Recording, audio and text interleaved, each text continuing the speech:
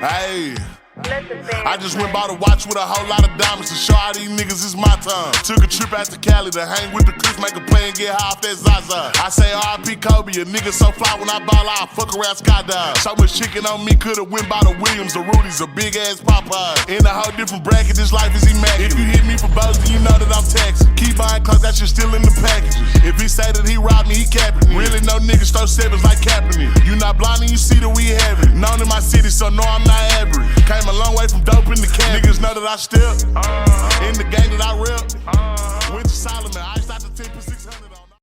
Maestros, thank you for joining us. This is episode 2 of Top Bins with Club 10. And today we have a very, very special guest, a very close friend of mine with tons of knowledge when it comes to this football world. And he's here to provide as much information as he can. I think we're in for a treat. Many of you know him also. His name is Victor Nwankwo.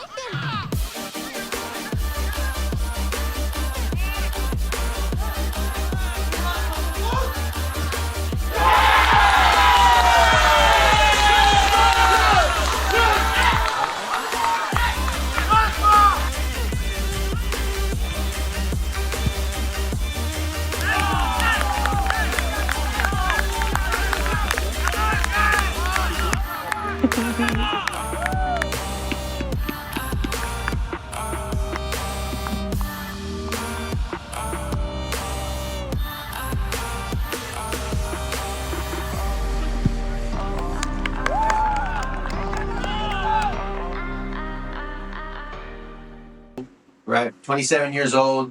He's played for Houston FC in the USL 2 level.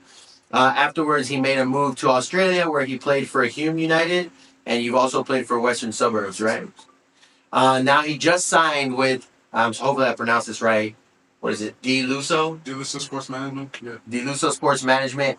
And they have big news for Vic. It looks like Vic's going to make another move to go continue his professional career playing somewhere else. And so we're excited for him, and I'm definitely excited to have this time to sit down and talk to Vic. First, before we start, man, I just want to tell you I've known you for a good amount of years now. It was like close to 6-7 years. Yeah. And I've had the pleasure of knowing you as a player on the field, where we shared some time together as teammates. But I've also been able to coach you, and then obviously work alongside with you as a coach and as a trainer. And let me just say I love and I admire the teammate that you are and the player that you are on the field. Thank you. I think that the way you approach the game, and even when you're in the game, you do a great job at uplifting other players and making sure the tempo is high and you never let your emotions get the best of you. You're always like even keel, and you're always getting players to play at the next level. As a coach and a trainer, being alongside you, man, I honestly think that you're one of the best trainers that I've worked alongside with, because you take your time in educating the player and showing them how to do certain things. You're very coachable in the ways that we structure everything at Club 10.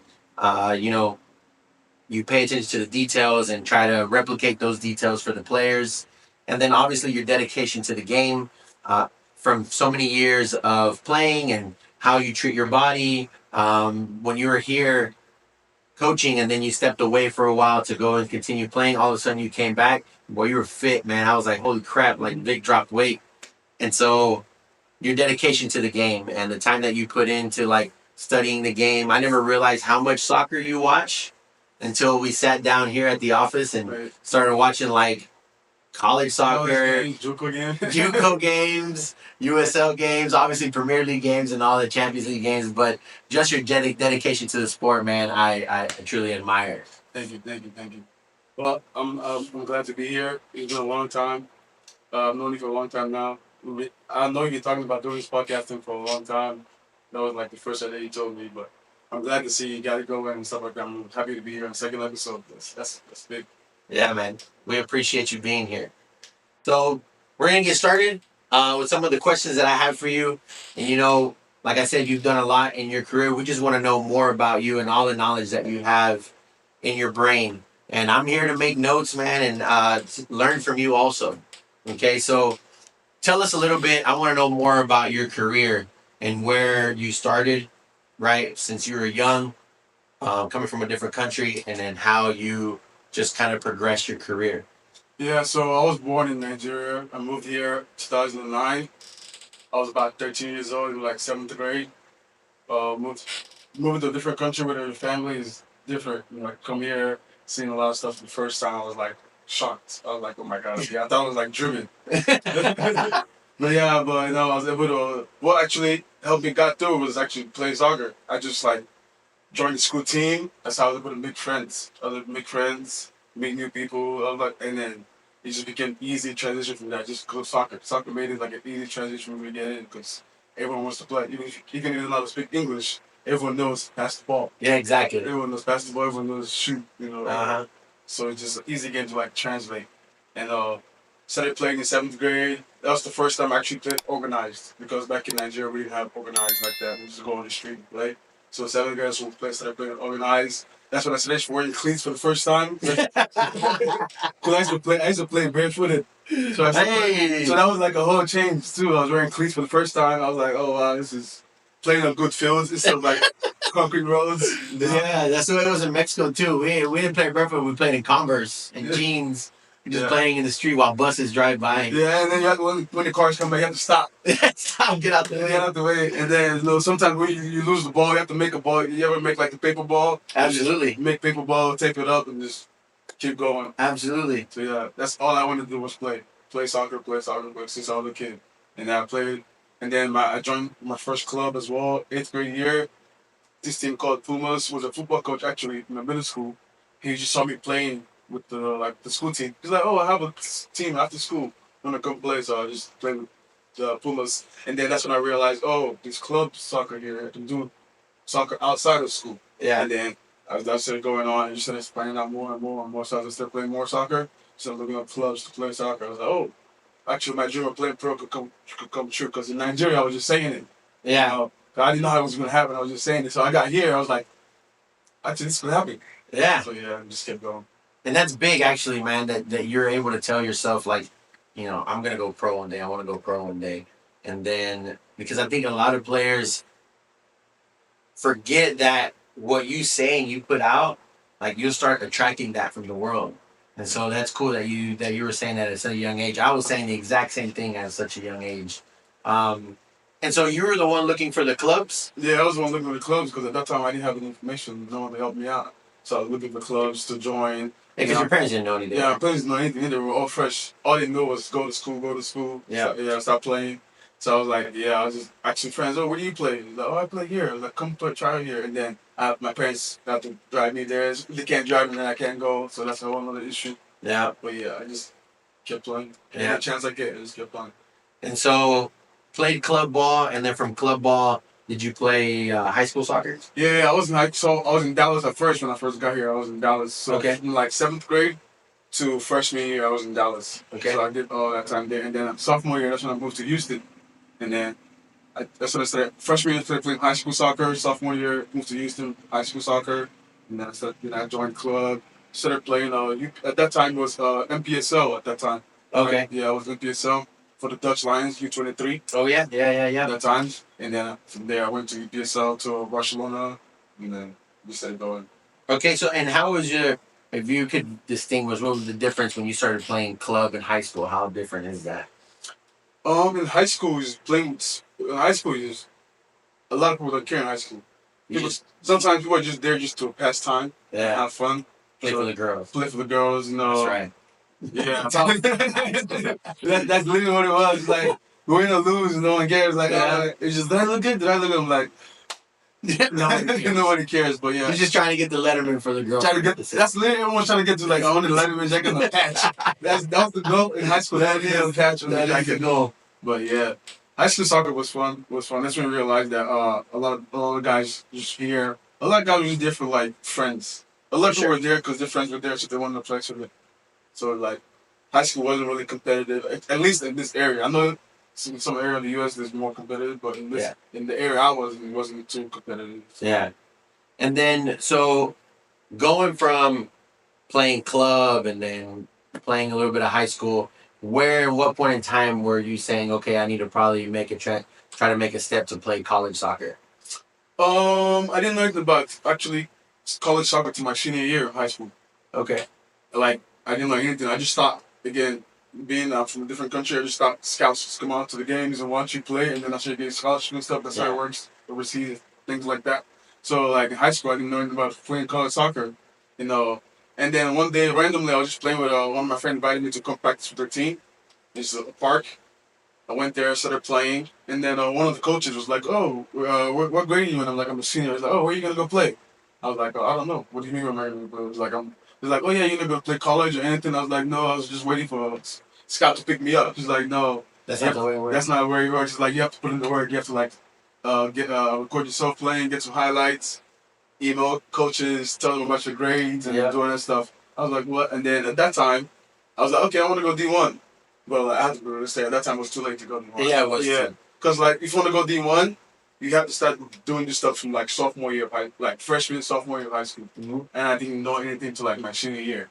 So like my senior year, I like emailed like 300 coaches.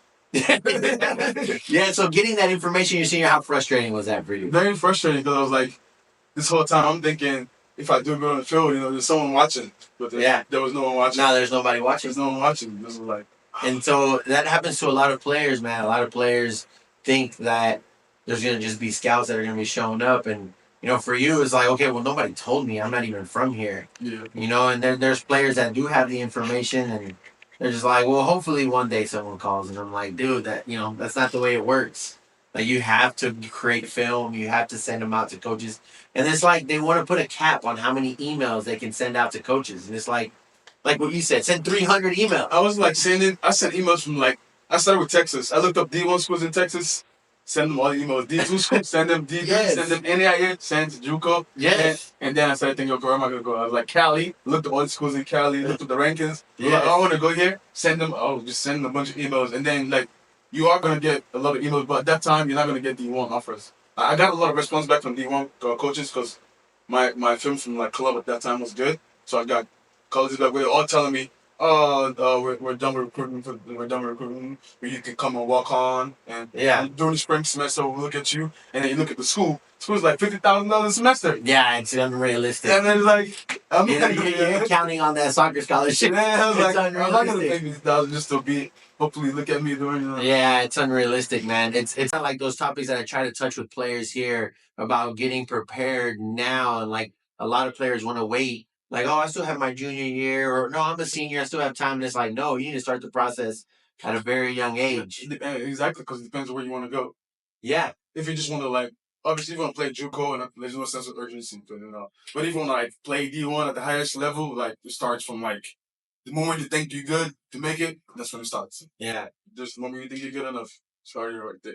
Correct. Start reaching out to people, asking your friends. You'd be surprised who has information. You'd be surprised. Just ask the most random person might be a connection to somebody. You never know. You never know. Never know. That was a big thing that I always did too. Was just try to introduce yourself. Try to say, who do you know? Hey, what do you think? Blah, blah, blah. You never know who's watching. You never know who knows somebody. So I know you played a little bit of time in Kansas. How did that end up happening? Yeah. So high school, I sent out all the emails. Right. There was I got some NAIAs. I was actually committed to go to LSU Alexandria. Okay. An NAIA school there. But again, at that time, my parents didn't know anything about college soccer. It's the only education. For sure. Yeah.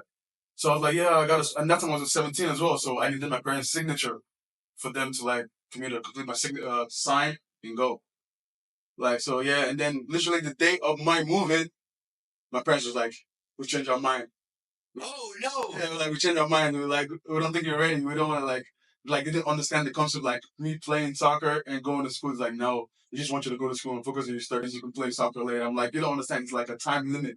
Yeah, there is. I can always go to school. Yes. Yeah, school has no time limit, but the soccer has a time limit. For sure. So in that time limit, I need to maximize my opportunity. And I had an argument with them. They didn't sign. And then I had to call the coach the day. I was like, I know coach, you're expecting me today, but my principal would sign. My coach had to I gave the phone to my dad. My coach went to the dad. My dad was like, no. I'm sorry, my kid is 17.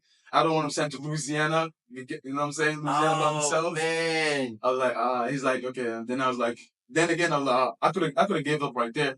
And I was like, okay, what are schools around my area close to me? Yeah. And I was like, then St. Jack was JUCO. At that time, St. Jack had a very good program. They were like top 15 in the nation. They were very good. In 2015. So I was like, oh, that's around here. I was like, okay, since my parents want me to go to school, I could just go to St. Jack and play. Yeah. So I was like, so I emailed the coach. And the coach was like, oh, yeah, we're having the last week of tryouts this week. I was like, yes. And then I got invited to go to the tryouts. And then, like, first 2 days of the tryouts, he's like, okay, you can come to school. And I applied, and I got into St. Jack. And that's when I played for St. Jack. And then I was there for, like, 1 semester. Yeah, because my goal, like, after my parents did that to me, my goal was like, you know what? Once I turn 18, I'm out. So that's what I did. I did it because my birthday's in December and ends after the season. So I was like, you know what? I'm going to do a 4 semester in St. Jack. And after that, I could sign my letter and I'm out. So I did 4 semester in St. Jack. And then after that, I sent, again, some film and letters out, emails like, and then I also tried to go back to LSU, but by that time the coach already left somewhere else. So I didn't want to go back there. Okay. So I emailed other people. And then I got another, actually, I went to another JUCO in Kansas before I went to Friends. Oh, really? So I went from St. Jack JUCO 1 semester to another JUCO in Kansas. Oh, okay. Yeah, so I was there a little bit too. Did good there, and then there was an NAIA D1 school next to it, just 2 hour drive. And then I just emailed the coach. I was like, yo, I'm down here. You know, my JUCO time is up. You know, you guys. He's like, okay, yeah, just come over. So I drove down there 2 hours, one session with them. And the coach was like, yeah, I want you to come here. And then I got like a 95% scholarship to go there. Nice. Now, one thing that I admire about what you're telling me is that you took the initiative to always talk to the coaches. And why did you take that initiative? Was it because you're always good with talking to people, or was it more of like, well, I know I'm good, or were you even nervous? Were you nervous about talking to them? No, I was not nervous at all. Like, not to be like cocky or anything. Like, I know I'm good. So like, oh, I need just a chance. Just give me a chance. Just see me play. And then if I'm not good, just tell me I'm not good. And I'm like, okay, I'm not good. Yeah. But like, just like, give me a chance to play. That's what it was.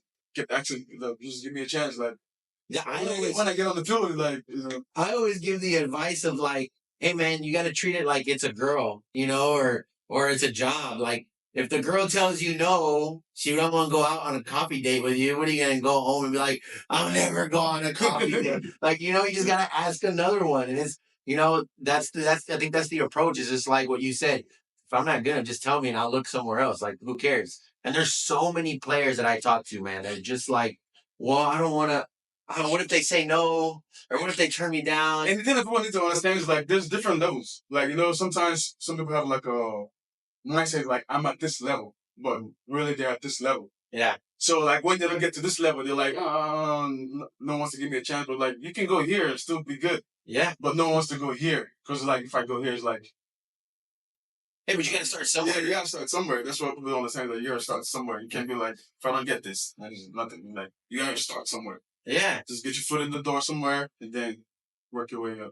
And so as long as you love it, as long as you love playing, for sure, the passion has to be. Yeah, the passion has to be there. If not, like, it gets tiring. Like, who wants to wake up and go run? Nobody. Who wants to go do fitness? Nobody wants to do that. Exactly, nobody. You have to love it. If you don't love it, like, you're going to get burnt out. Yeah, I try to say the same thing. You got to love the things that you hate doing. And man, like, you know, I used to remember running through the snow and all. Man, who wants to do that? Nobody. But you have to do it. You have to do it. You got to put your body through the grind. So that's what's up. That's cool. How was the experience of now going from high school soccer and club soccer and then actually playing like college soccer? That was a big jump. Big jump. Because in high school, coaches always used to try to run us in high school, and I used to hate that. Yeah. And then I went to college. I'm like, yeah, should have maybe ran a little bit more. They run you way more. Yeah, they do. And also, they do. Especially in St. Jack, the coach we had at St. Jack, because at that time, St. Jack was the top program.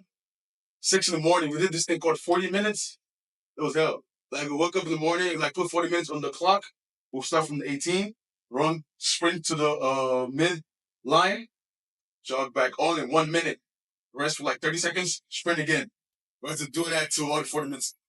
Down. For 40 minutes? Yeah, but it's like, by the time you counted though, you only did like 20 sprints. Cause it's 1 minute they're on back and then like 30-second, 45-second rest, and then you go again, come back. Oh, okay. So, man, that's kind of brutal though. Yeah, it is. It's brutal. That time limit, man, is brutal. And I think it's more of a mental. It's a mental thing, yeah. Because you're like, I gotta make before the minute. You see the time go down, and you're like, and then you're trying to cheating ahead. It's like, okay, how far can I sprint and then jog the rest and make it on time? Yeah, that's right. That's right. Yeah. That's right. So you had to run more in Kansas, and then what else was the differences there? Just talent level. And that's when I realized that there's a lot of people in the world that can play. Yeah. Like, cause in Kansas, like in high school, you play with your friends, all local. In college, I'm playing with guys from Japan, Spain. Some of these guys can't even speak English. Wow. Guys coming straight from Hungary, from Croatia. Wow. Yeah, it's like a mixture of just like a melting pot of like different groups of people. That's the beauty of the NAIA. Yeah. Is that it's players from there's like less rules than NCAA. Yeah. So then you get to play with a lot of players. Yeah, I play with a bunch of players like from all over the world, and like I'm still friends to this day with them too. And some of them chased professional career too in their country. Like, oh, cool. Yeah, like I had this guy named Juan. Yeah, he was my teammate. He was like outside wingback. He wasn't like the Real Madrid academy until he was like 17 years old. Oh wow. Yeah, it was like this is like kind of players like I played when I got there. I was like, yeah, these guys are good. Those guys are good. And then he told me like, yeah, when I got 17, I couldn't break into the Real Madrid first time. I was like, yeah, that was Real Madrid. He's like, yeah, they told me I wasn't good. I was like, well, you're one of the best players in this team. What do you mean? I was like, well, how crazy is the level over there? Yeah, it's a way different level. Yeah, I played a bunch of our style on our team was a bunch of Brazilians with like Spaniards. That's yeah. So that I'm glad you hit that topic because that was gonna be my next question. Is like, okay, you got to play with players from Europe, Eastern Europe, Western Europe, and all that, and Asia. Now that you went and played in Australia and you got to play with players like that, what are some eye-opening situations with playing overseas now that you've seen it in person? How different is the culture than it is here? They take soccer seriously. Like overseas, they take it seriously. That's like the number one thing. Like if you don't perform, fans, you're gonna hear about it. Like fans, you're gonna hear about it from the fans in the stands. You're gonna hear about it from the manager. Like everybody's like. That's when we realized like when I was playing in college and like playing with friends. That's when I realized, oh yeah, this is fun. But when you go over there, it's still fun, but you realize, oh, this is a business. Oh, for sure. It's like if I don't do this. Say this coach brings me in and say, oh yeah, like vouches for me and be like, oh yeah, I'm bringing this striker in that's going to score 50 goals or 30 goals. Yeah. And then you don't do that, that coach is getting fired. Absolutely. And then you're like, oh, he got fired because of me. And then you start thinking about things differently. It's like, oh no, people are like, need this to pay bills and stuff. This is like, so like it's an actual job. Yeah. Like people think like playing pro is just like, oh, you just go to practice. No. There's stuff you gotta do behind the scenes. Like you gotta coach. They send you out a bunch of stuff that you have to go through, and then you come in, you do some tests, and if you don't pass those tests, you're like, oh, so you're doing this, and then you don't play, and if you don't play, and then they can just cut you, and then you're like, yeah, you don't play, and then you're in a different country. Then you have to go team, and then you can't go back. And you're like, what the hell? Yeah, you're in a different country. Yeah, a different country. Yeah, but it was like very eye opening because like my first team in Australia, I went through 3 coaches in like 4 months. Oh wow! And that's when it hit me. That's like, 3 different systems. Yeah, 3 coaches in 4 crap. months. I was like, oh my god! I was like, yo, I was like, this is different. Like managers yelling at coaches is like, you need to do this. Yeah. You've seen some managers yell, right? Yeah, I've seen some managers yell, but it's different when there's money in it. That's right. There's something on the line. There's something on the line. That's right. Yeah, man. I think players don't realize. I think it's a little soft here. They don't realize like how serious it should be taken, especially with the players that want to go pro. It's like, man, these kids overseas and like the programs that they have, way ahead. They're way ahead, and they eat, sleep, do everything with soccer, man. Like they sleep with the ball next to them. Like kids here are playing like 5 different sports. And kids say want to play like you want to be a pro soccer, but you're playing 5 different sports in high school. Yeah. You know what I'm saying? It's like I'm not saying don't play the sports, but like let's make the priority a priority. You know what I'm saying? Priority. Don't miss this game for these other games. Exactly. You know? Or training because of I got to dance. Yeah. I got this class like yes, exactly. Are you gonna be a pro dancer or you gonna be a pro boxer? Like, exactly. like exactly.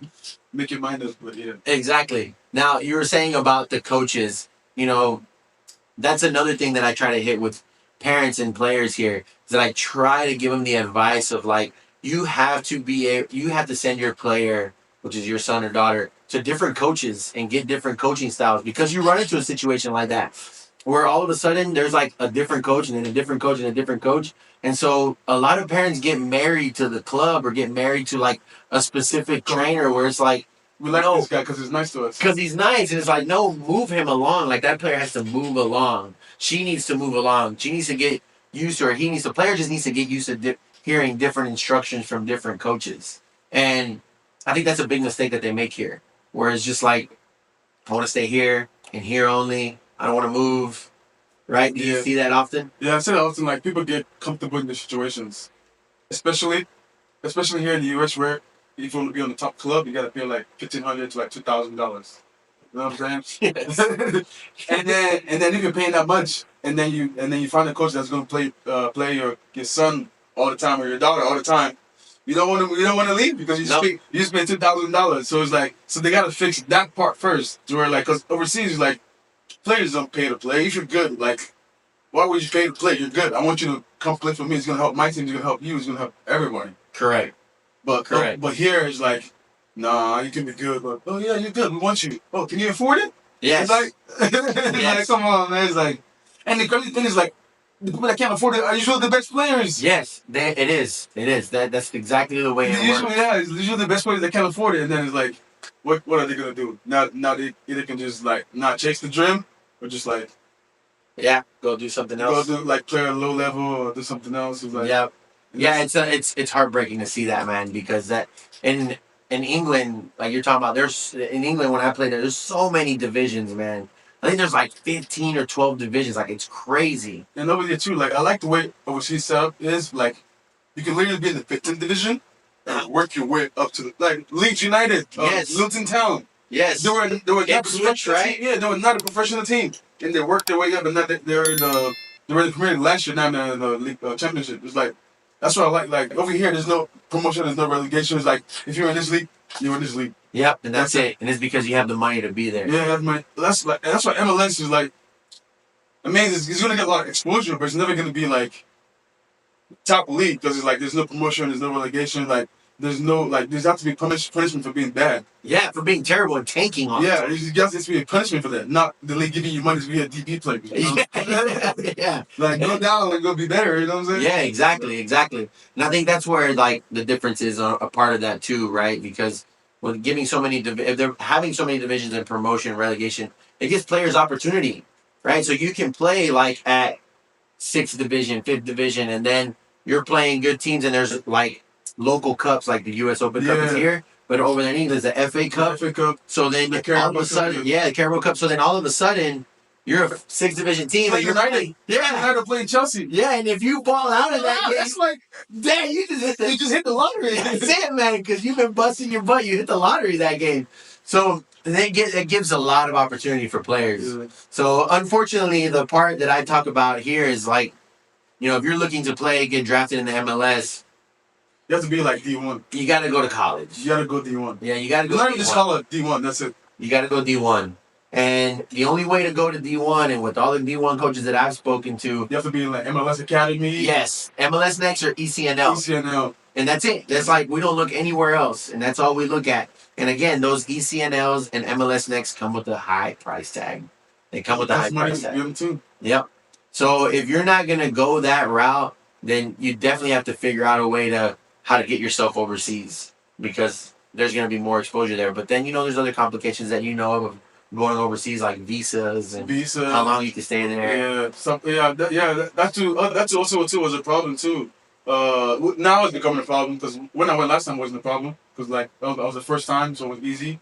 But once it's like I'm gonna speak on Australia a little bit. When I was in Australia, so I got my visa first. When I first got there, it was easy to get the visa, but I didn't read the fine print of the visa, which like it says like for me to be there and like come back again, I have to do some like kind of like working for the government for like a few months. Oh. Yeah, something like that. And I didn't know that, which was my fault because I didn't read the fine print. So now, when I was trying to go back again, or just sign this agency trying to go back, that's when I realized, oh, I didn't fulfill my visa requirements, so I can't go back to Australia. But I'm going to New Zealand now. But yeah, that's a whole different, subjects like traveling, visa, where you're gonna stay, different culture, figuring out. Like when I went there, like they're driving on the other side of the road. And Yes. they're taking trains to places. Yes. Like I gotta figure out how the train works. That was what my next question was gonna be, man. Like, here we're so used to being like, hey mom, hey, can you pick me up? Hey mom, can you take me? Blah blah, right? And over there, once you get over there, you're like, okay man, how He's like, how do I get around? what do I need to do? I'm already on Google, like asking random people. I'm here, but I can't see the sign. Where's it at? At least I had Google. I had a flip phone. I was like, where's the local station at? I need to find a train station. Oh yeah, it was.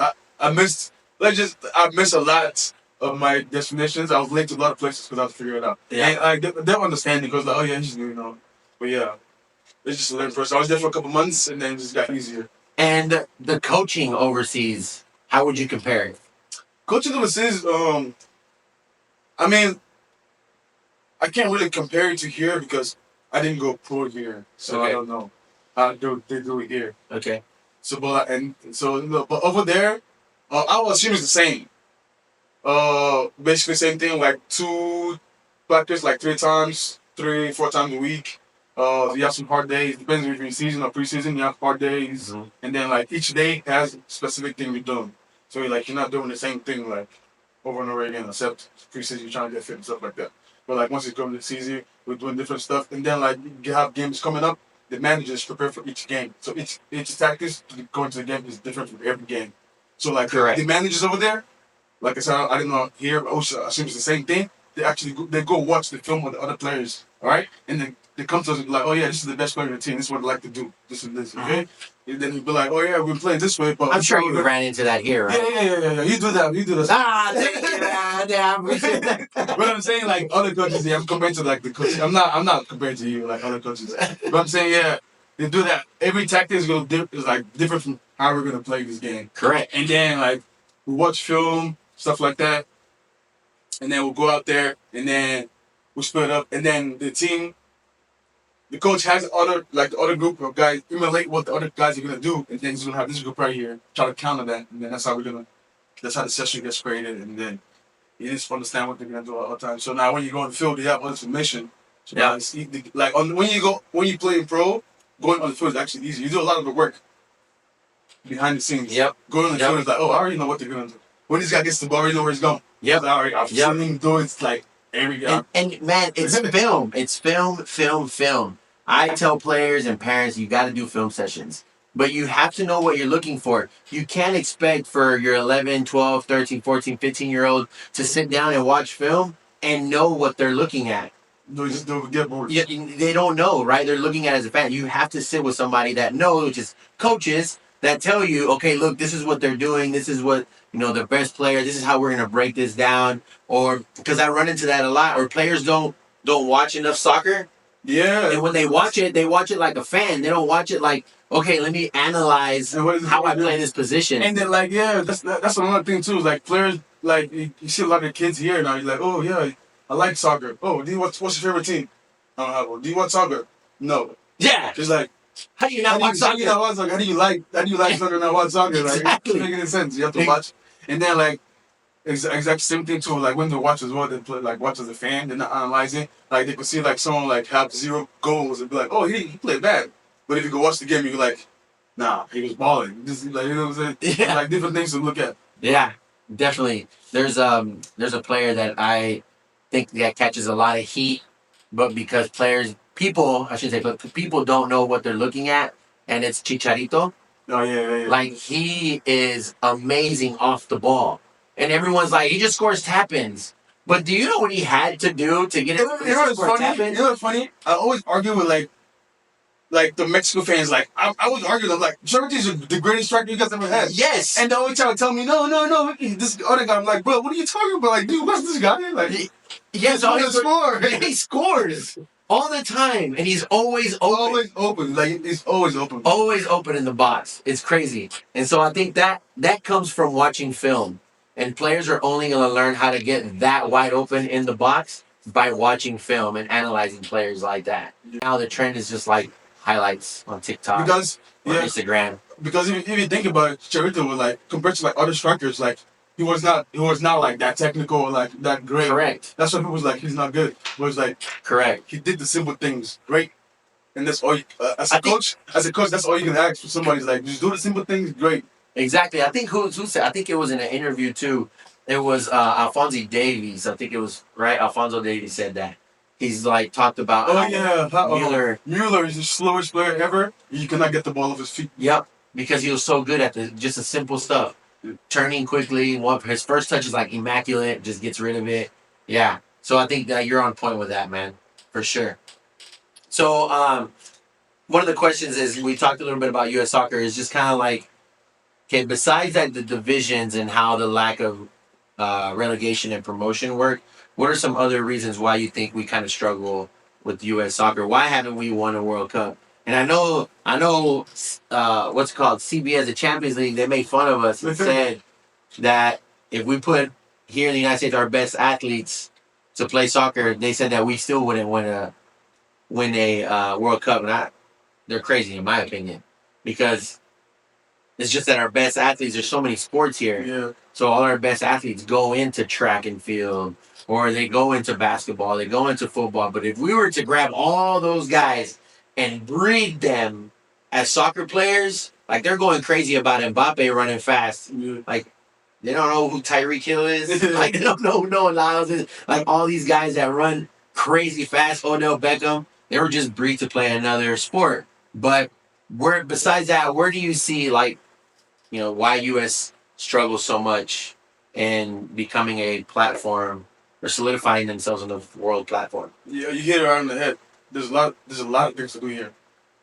There's distractions. There's a lot of things to do here. Like people come here to get away from a lot of things. You know what I'm saying? So like when people come here, you realize that I can do this and do this and do this. I don't have to do this. Like there's different ways to do a lot of. So that's why it's like there's no more. Like if you go to other countries, if you go there and tell them what's your number one sport, soccer. Yeah. Come to the United States, what's your number one sport? You're gonna have like 3 different arguments: football, basketball, baseball. Yeah. Soccer is not even on the list. Yeah. So it's we gotta start there first. We gotta like start making like pushing soccer on kids. Like because I remember too going back to when I started playing in like middle school here and like high school and stuff. And like you tell people you're on the soccer team and they laugh at you. Yeah. They're like you play with a little girl sport. Yeah. It's like I was like, how is it a little girl sport? So if the kids already having that mentality and then thinking like the main sport to go play football, like you gotta change that mentality first. For sure.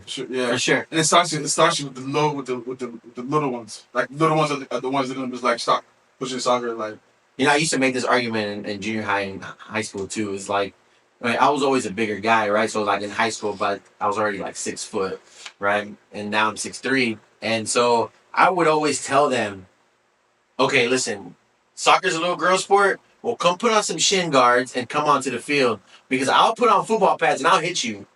I will hit you.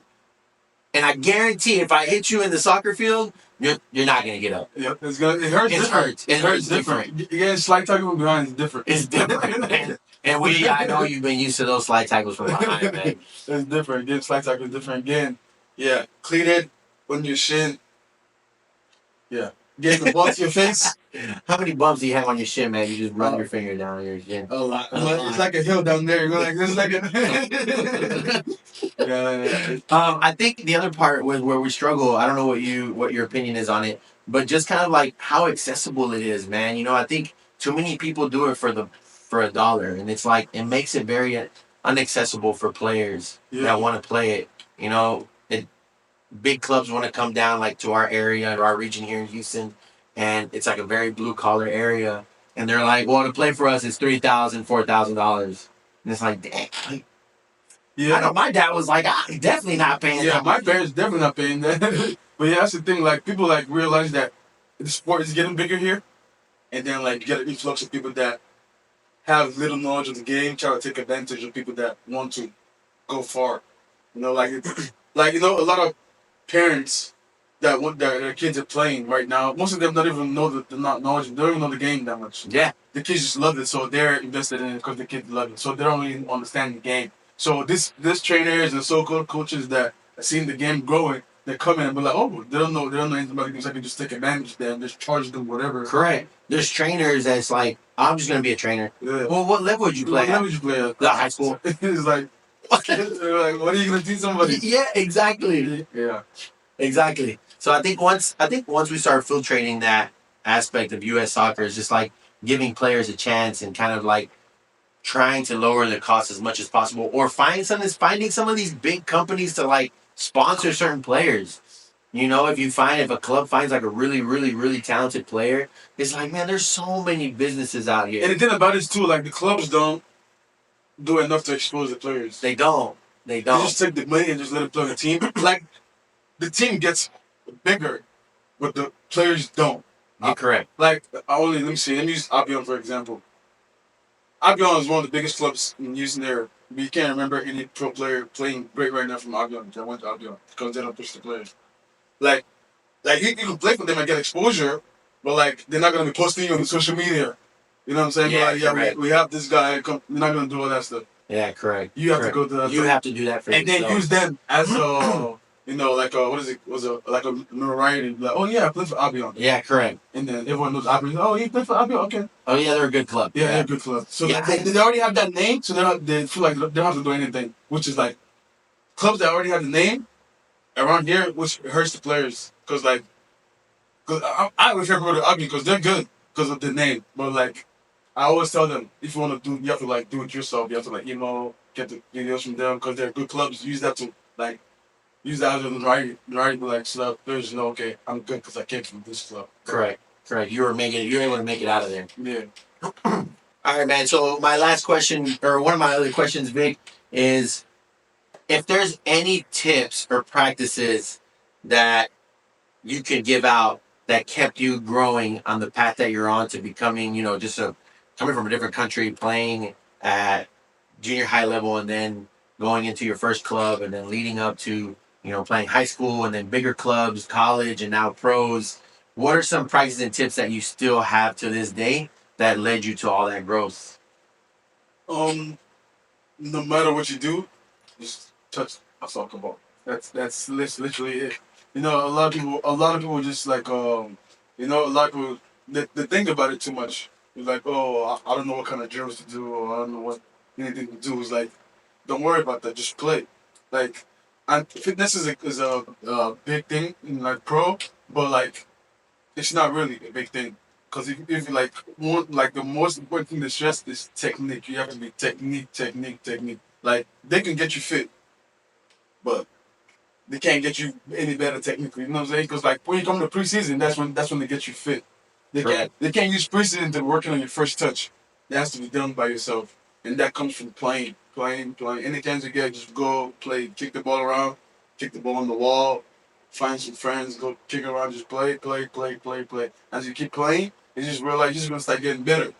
Like a bunch of like the moves I do, like I didn't go practice moves, like I just do them just because I'm playing, just trying to avoid people, and then I do something I'm like, oh, I can do that. Yeah, you just start figuring. You kind of surprise You yourself. start surprising yourself because you're going at full speed. There's like two people coming this way. You're like, what am I gonna do? Before you know, you just do something. You're like, what just happened? that just comes from playing all the time, and then like watching as well too. What you see, which is what you're trying to do on the field. Like, yeah, man. Everything I see on the field, I'm like, how did you do that? And then before I know, I'm trying to do it. Like, you know what I used to watch to try to figure out? Do you remember those Jogo Bonitos? Yeah, man, I used to watch that. I need to try that. All the Brazilians they get together and they jump in a circle. Yeah. I wish y'all that can never keep it up like that. Nah, never. I don't know. I think it's just built in them. You just built in them. It doesn't even matter. They can touch it off their toenail. Oh, the toenail comes off right. Yeah. but I agree, man. I think it's the technique is so important, and I run into a lot of players that don't have technique, and you know, like you said, they can get you fit. You know, because once you're playing at that level, it's like, okay, we can get you fit, but you should have technique now. Have technique, right? Any other tips that you want to give out for players? Yeah, just be respectful because you don't know who's watching you. just like be respectful all the time. You know, who's watching you. Don't come in there thinking like you're better than everybody. You know, just come in there respectful, make friends, Yep. smile with everybody. You know, be able to take jokes, be able to give out jokes. Just be friendly. You know, don't come in there like having like stuck up attitude, like expecting stuff to be given to you, and like, not talk to anybody. not talk to anybody. It's like like that's not gonna work. Yeah. That's No, not I gonna work. agree. I agree. So, what are some mistakes that you see young players making that are trying to go to the next level? You know, like some of the things that they're doing that it's like, man, if you just keep doing that, that's never going to take you anywhere. What are some of those mistakes that they need that you see frequently from young players? Um. Well, I was actually a fault as this as well too when I was younger. I used to over dribble when I was Okay. younger. I was like I had that mentality too. It was like I'm just trying to take everybody on and dribble. Yeah. Yeah, but like I used to do that until I started playing with you. Actually, he was like, "Vic, pass the ball." Just touch. Make the game easy on yourself. He's like, you're not gonna, like, you told me, you're not gonna take it for 5 players. Just gotta get right there. Just give it to me and get it back. You know, like stuff like that. That's what I tell players. Like, make the game easy. Like, don't try to do too much. Yeah. Just make it easy. Make it easy. Pass the ball. Well, like if you can take up, like this time to do stuff. Don't try to do it all the time. Yeah, there's a time and place. There's a time and place to do everything. For sure. Like you're closer to the goal. We played forward. We can take more risk because we're like the furthest thing away from the goal. Yeah. And you can't have players doing scissors inside our box. It's like, what? We can't have a center back trying to dribble and come up the middle. You can't do that. Yeah, you can't do that. You can't do that. He's like, Coach, I used to play striking, but yeah, you play center back now. And center backs always want to be strikers, man. Center backs always jealous of us. They're like, all you do is just clear the ball. Like, That's right. They think they can shoot harder because clear the ball. Like, Yeah, and this doesn't work that way. work that way. It doesn't work that way. So, okay, what about some mistakes that you see players making off the field? Off the field, not even trying to even, like touch a ball. Like off the field, like not even thinking about soccer off the field is like you're not gonna go anywhere. Yeah. You're not gonna go anywhere. Like off the field, that's when you should get your most touches. But off the field, because you should be always be doing something with the ball. Like I have a tennis ball in my room. I have one of those little deflated balls from academy in my room. Like I just literally sometimes I just be sitting down and I'm playing game. I'm just literally trying to juggle and keep it up while I'm playing game. And then I'm like, 5. I was like, I have to get more than 5. And it's just me by myself. Like no one's there. I'm just like, somebody can juggle sitting down. And like no one's watching. So it's like, what you doing when no one's watching? Like that's important. Yeah, I think players make that mistake a lot. They're not holding themselves accountable. I try to juggle everything. Like I ever juggle like toilet paper. I try to juggle everything. Juggle a butter cap. Yeah, for sure. For sure. Just try to get the touches up. That's I used to drive my mom crazy in the house with trying to juggle, going through room to room, through down the stairs or up the stairs, things like that. Yeah, man, I used to drive my mom crazy. Get the heck out the house. Go do that crap outside. Go to the park. And then nowadays it's like, I need you to stay inside. Yeah, and I was like, everyone's like, oh no, don't go outside. Stay inside. Like, cause like too dangerous or whatever. Like, yeah. Now, everyone's something. Everyone's more inside. It's like everyone started playing video games more. Like I remember when, like everyone used to be outside. Like used to be outside riding bikes, doing all sort of things. And now everyone wants to be inside. Like kids don't have friends anymore. Like they don't want to talk to their friends. They're talking about, oh yeah, let's chat on Fortnite. It's like, bro, yes. Go outside and go throw a ball. Yes, go do something, man. Exactly. I don't think they spend enough time on the ball outside of soccer. Just for them, just to have fun. They only spend the time they require, which is just going to practice, or if they do training, just go to practice, go to training. And the practice part is like, those are serious. Like, if you come train with us, those are serious sessions. Like, we're doing things that are serious. That's going to help the team. We're not in practice. You're not trying to better an individual necessarily. Correct. You're trying to better the team. Correct. And I think the fun part comes whenever you're not at practice. When you're by yourself, that's where the fun stuff comes, where you're like trying to practice your L drags, or you're trying to practice the juggling, that the juggling bonita that we were talking about. Like, that's where all the fun is. And players forget about the fun of that aspect of doing stuff on your own. And I see that mistake all the time, man. And it's just kind of like... Yeah, the players expect like players expect the coach to make them better when they come to practice. Correct. It's like, no. Yeah. Doing it on your own when I come here is how to help us get better, not Correct. you get better. Correct. Yeah. Correct. Nah, yeah, I think you nailed it, man. Let me just say that I enjoyed having you here, man. I think it was a very enlightening conversation for me. I learned a lot about you that I didn't know, and so that's really cool to kind of know that different aspect of life from you, and especially how you brought everything over from Nigeria and just kind of how you saw all the different levels and how things work differently from here to there, and then now you're in Australia and hopefully going to New Zealand. And I admire you, man. I really do. I admire your work ethic. I've always thought that you were a fantastic player, and I think I told you one day too, like, hey man, just know that you're the better player out there. Stop treating these guys that we're playing against that it's like they're not on your level. You're like, stop showing them respect. Yeah. Yes, no, don't show them respect. Let them know that they're worse than you, and you're gonna take their soul, man. So I wish you all the luck in the world, man. I hope I get to see you on TV one day. I hope we get to bring you back one day onto this podcast and talk about where your new career's heading. But for that time, you get some sponsorship. Yeah, right. Need a little bit of sponsorships over here, right? Some maybe some get you a club tin water, some equipment. Certain companies making certain water bottles, right? But no, I really do, man. I wish you all the success in the world, and I'm absolutely proud of you, and I'm honored to be able to say that I coached you and became a friend with you, and then hopefully, this is always home for you.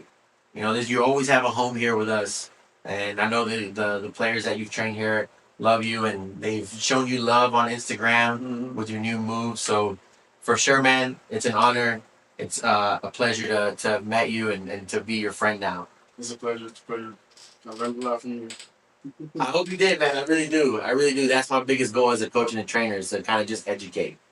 So before we sign off, I'm going to ask you 3 questions, and this is how we close the episode. And these are 3 tough questions, but I want short and sweet. Okay. All right? 3 tough questions. And the first question I'm going to ask is, what's the greatest goal you've ever seen, whether in person or on TV? The greatest goal I've ever seen, Cristiano Ronaldo, like Juventus semifinals, the whole fans stood and clapped. That's the greatest goal I've ever seen. That's the greatest goal you ever seen? Cristiano Ronaldo bicycle, and they were down. Literally the whole stadium stood, like Juventus fans stood up, and everyone was like, round of applause. There's nothing you can do. I agree. I think that's one of the greatest goals. All Cristiano Ronaldo's 40-yard free kick against Arsenal. Well, I'm not going to say that because it's Arsenal. No, you're right?